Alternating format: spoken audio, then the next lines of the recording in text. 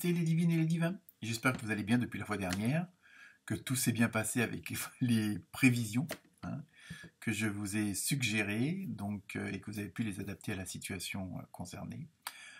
Bienvenue aux nouveaux abonnés. Et oui, il y en a encore eu 25 depuis la fois dernière. Donc bienvenue à eux et à elles aussi, évidemment. Merci à tous ceux qui ont liké, à ceux qui m'ont laissé des commentaires.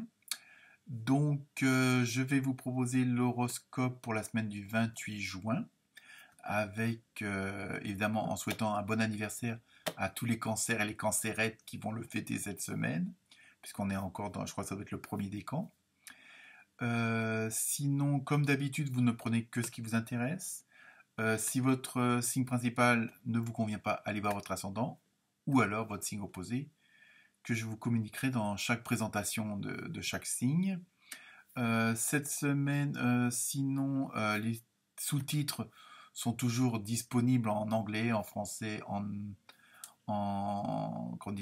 espagnol et en portugais, pour ceux que ça peut aider à mieux comprendre. Et sinon, cette semaine, je me suis inspiré donc de l'oracle des animaux de la nature, des esprits des animaux, pardon. Donc le tarot onirique, mon préféré. L'oracle au quotidien. Ah oui, j'ai fait fort cette semaine. De l'oracle du chaman mystique. Et enfin, pour terminer, des messagers d'Égypte. Hein. Donc ça, de toute façon, vous retrouverez toutes les références dans le bas de la description. Et voilà tout ce que je voulais vous dire. Donc cette semaine, si je regroupe un petit peu tous les signes que j'ai préparés un peu à l'avance, ça déménage quand même pas mal. Il y a pas mal d'énergie dans des nouveaux départs, on va dire, dans de la création.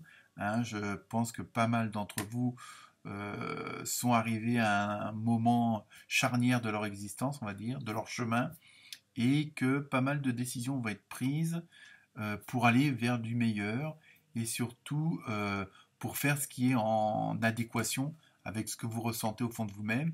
Et donc des décisions importantes vont être prises selon les signes. Donc voilà en gros ce qui va se passer. Donc je vous souhaite une bonne lecture, une bonne écoute et n'hésitez pas à me contacter si besoin est. Et puis surtout à liker et puis à partager. Voilà. Merci à toutes et tous. Bonne écoute et bonne lecture. Namasté.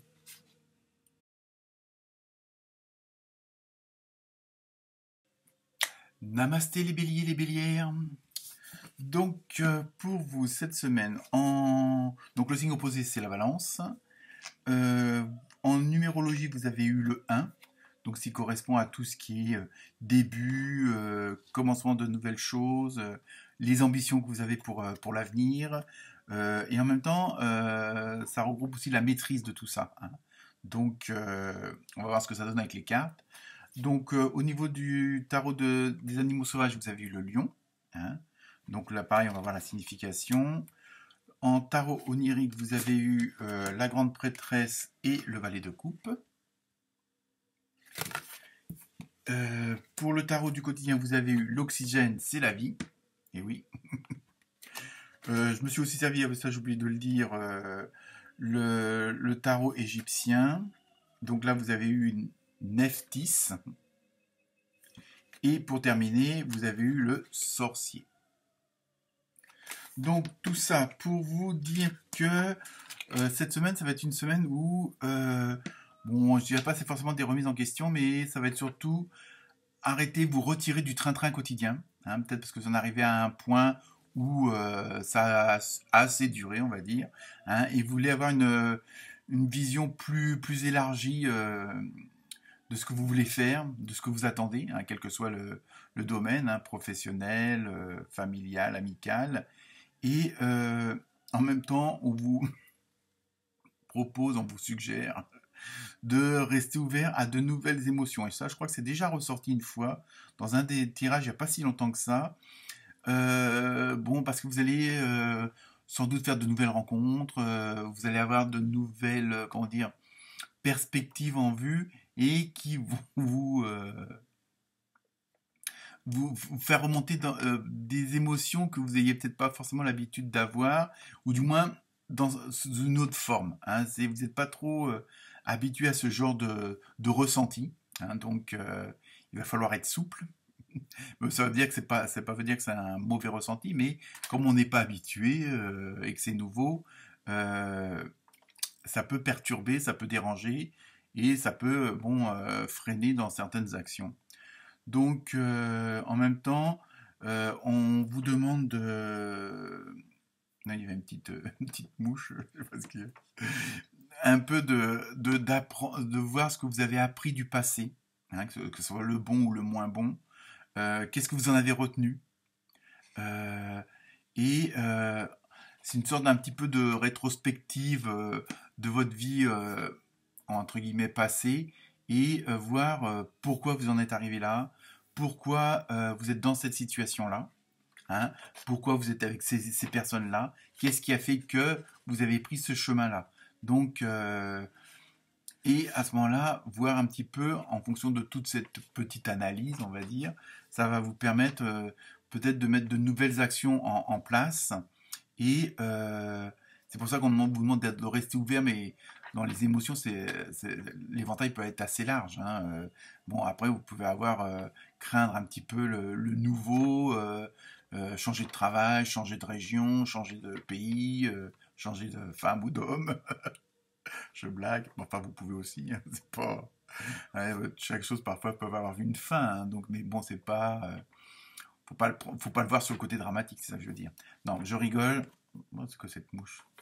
Et comment dire, voilà, il y a une sorte un petit peu de mise à plat de tout ce que de toute votre vie entre guillemets. Bon, c'est un grand mot, mais je veux dire, voilà, il faut vous fassiez un petit peu une sorte de revue en images de tout votre passé, que ce soit au niveau du boulot, de la famille, hein, quel que soit ce qui vous concerne à l'heure actuelle, et de voir ce que vous pouvez en tirer et mettre à profit pour peut-être éviter de continuer justement, c'est pour ça qu'au début on vous dit d'arrêter, que vous voulez vraiment arrêter ce train-train quotidien, c'est justement en faisant cette petite rétrospective de ne pas recommencer les mêmes schémas, hein, c'est surtout ça. Et en même temps, justement pour comment dire, faire tout ce travail, hein, c'est pour ça qu'on vous suggérait tout à l'heure que l'oxygène c'est la vie et donc de vous aérer, faire du sport, surtout que maintenant on a un petit peu plus de liberté, n'est-ce pas? Et de prendre bon d'aller dans la nature, bon d'aller voir les amis, vraiment de vous changer, de vous aérer la tête, hein, justement pour pouvoir au mieux faire cette petite mise au point et en même temps avec la symbolique du lion, vous allez avoir cette force pas forcément de remettre les choses en question, mais voilà, de tirer les conclusions.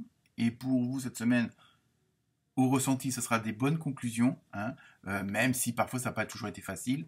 Ça vous permet quand même de voir que, bon, bah, vous avez mérité où vous en êtes, même si au premier abord, c'est pas, pour certains ou certaines d'entre vous, la période peut être plus ou moins compliquée ou difficile, mais après avoir fait cette petite analyse, de voir qu'en fin de compte, c'est pas si mal que ça, et justement, de pouvoir mieux passer à l'étape suivante, pour pouvoir monter, on va dire, une marche ou deux, ou voire plus, dans le chemin du futur, de l'avenir. Donc voilà pour vous les béliers et les béliers. Donc je vous souhaite une bonne semaine. Namasté.